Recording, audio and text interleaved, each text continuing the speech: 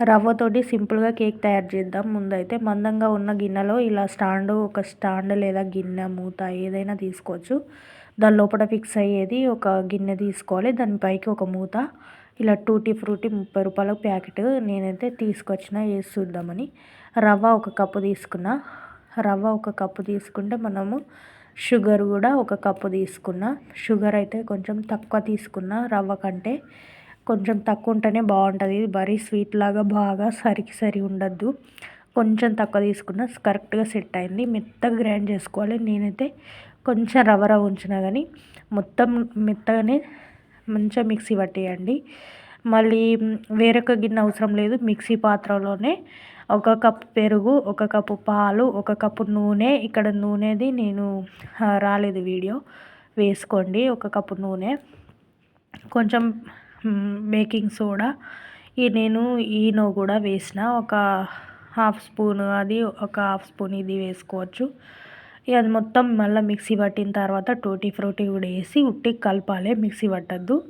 ఉట్టికి కలిపి మనం డస్టింగ్ చేసుకొని ఉంచుకున్న గిన్నె ఉంది కదా, దాంట్లో పిండి జల్లిన గిన్నె ఉంది కదా, దాంట్లో వేసుకొని మంచిగా ఇట్లా ట్యాప్ చేసుకోవాలి. దాన్ని చేసుకొని కొంచెం సాల్ట్ కూడా వేసుకుంటే ఏ స్వీట్ అయినా కూడా బాగుంటుంది.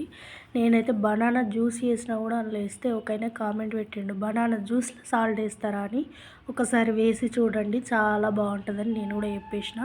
కేక్ మాత్రం చాలా బాగా వచ్చింది. ఫస్ట్ టైం చేసినగా, ఫస్ట్ టైం మీద 2 టైమ్స్ చేసిన. బాగుంది కేక్ అయితే, నచ్చింది. ఇంట్లో వేసింది మాత్రం టేస్ట్ బాగుంది. నేను మా చిన్నోడు చాలా ఎంజాయ్ చేసుకుంటూ తిన్నాం. మళ్ళీ వేద్దామంటే కుదరట్లేదు. మళ్ళీ ఎప్పుడైనా చేస్తాను. న్యూ ఇయర్ కూడా చేసిన. న్యూ ఇయర్ కూడా చేస్తే మా చిన్నోడు కట్ చేసిండు. న్యూ ఇయర్ రోజు హ్యాపీ న్యూ ఇయర్ అమ్మా అని కూడా చెప్పిండు. నాకు ఆ క్లిప్ ఇట్లా ఎడిటింగ్ చేయంగా దాన్ని వాయిస్ మొత్తం మ్యూట్ చేయడమే తెలుసు.